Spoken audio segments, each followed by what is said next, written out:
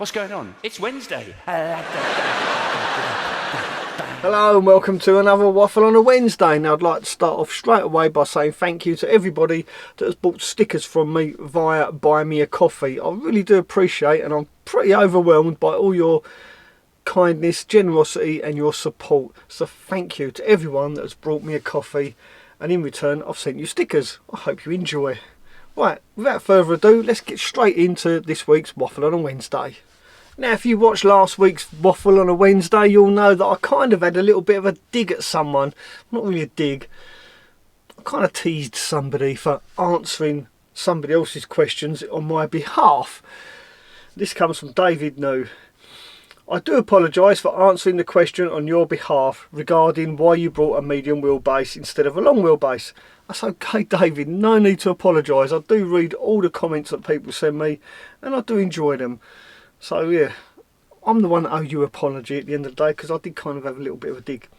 Anyway, but I do have a quick question. I know you like a quick question. Yes, we do like a quick question. Will it be better to use copper brake pipe to supply my diesel heater? It worries me that at night it might freeze in line. What's your thoughts? Looking forward to your reply, David.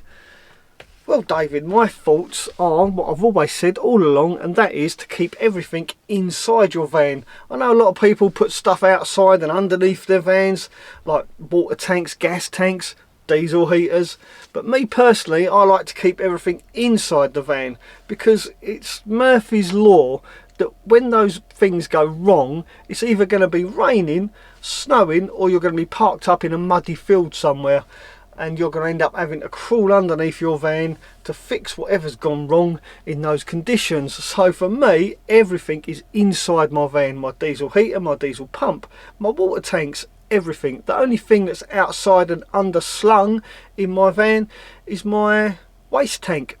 And even then, in really cold weather, if it does start to freeze, I've got a trap that I can undo, which is just underneath my sink. It's like a bowl that traps any large deposits of waste, and the idea is it doesn't go into the tank, but nevertheless I can simply turn that, take it off, so when I empty my sink, the water goes straight out underneath my van and doesn't go into the tank.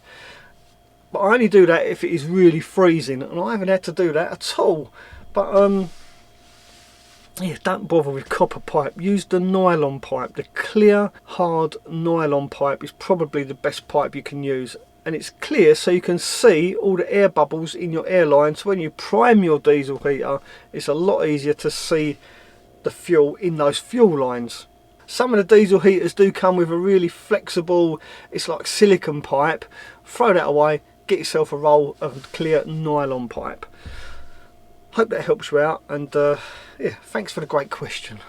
Now, a little update on my 2 kilowatt diesel heater. maXpeedingroods have got in touch with me, and their technical department tell me that it's probably my glow plug that has failed, so they're going to send me a new glow plug.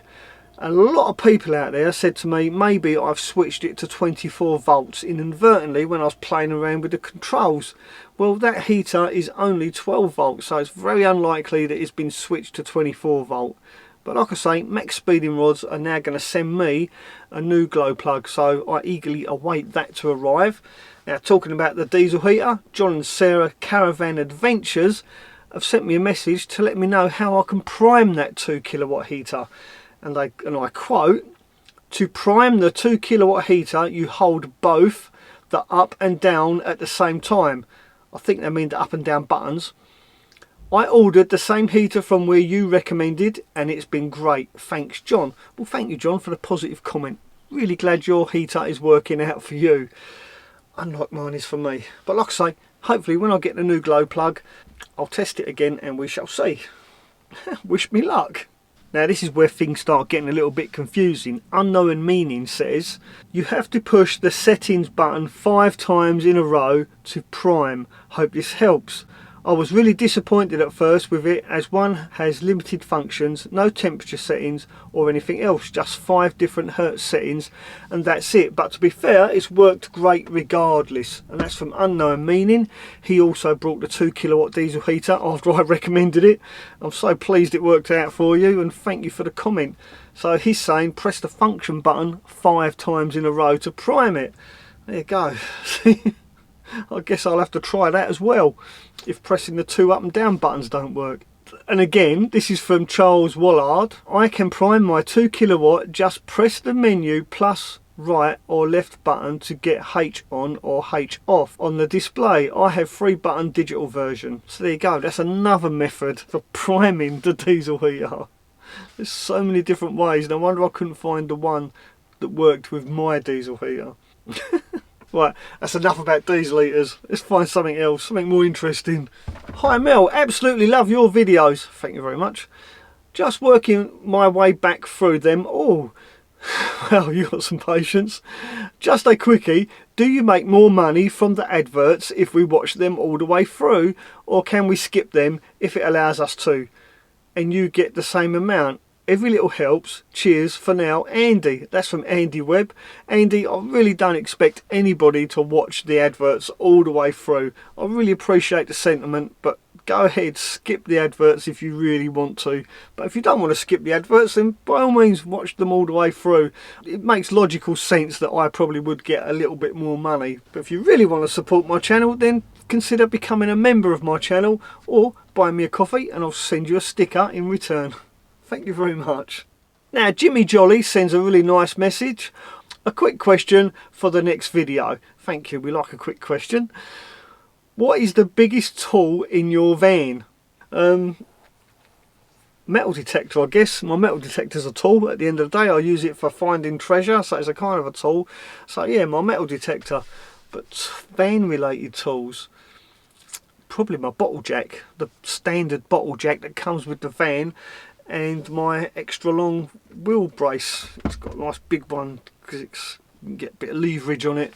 So yeah, bottle jack and wheel brace, probably the biggest tool for my van. But the biggest tool in the van is me. Great question.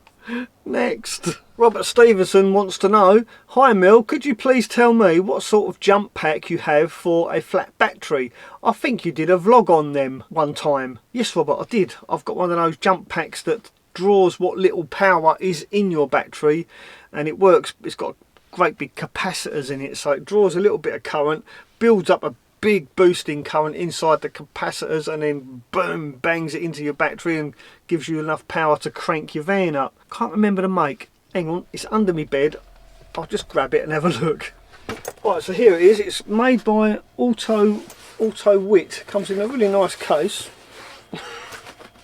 And this video isn't sponsored. Right, this is a genuine question. There you go. It comes in this really nice case, and you can buy all sorts of ones of these. This one's a real beast of a one because it's big enough to do my van. There you go, this is what it looks like. And the jump pack at the moment is 30% charged. There you go. What you do, you connect up the clamps, these clamps.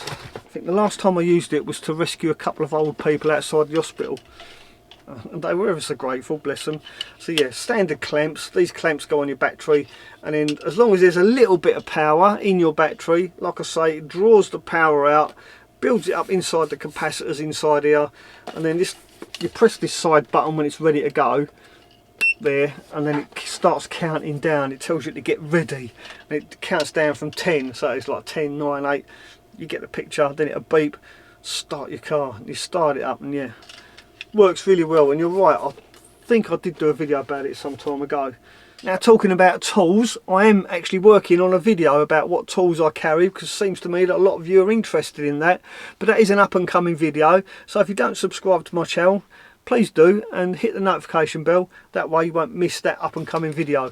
I'm putting a lot of effort into it, so yeah, it's going to be a good video, I hope. We'll see.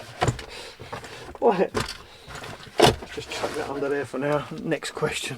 Now, DD left a comment on a video that I did quite a while ago. It's all about VOCs and the danger of VOCs in such a confined space such as a camper van. And it's something that's very close to my heart, because VOCs can bring on asthma in small children, just as it did me when I was a small child. That's why I made that video.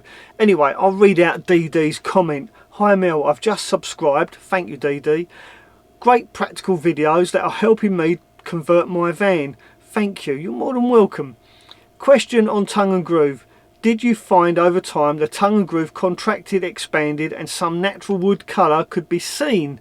If so, any way I can prevent this? Well, DD, there is absolutely nothing you can do to stop any wood from expanding and contracting depending on the weather and the humidity inside your van. Well, not the weather inside your van, I mean the humidity inside your van. Whether it's hot and dry or hot and steamy, the wood is going to contract and expand over time.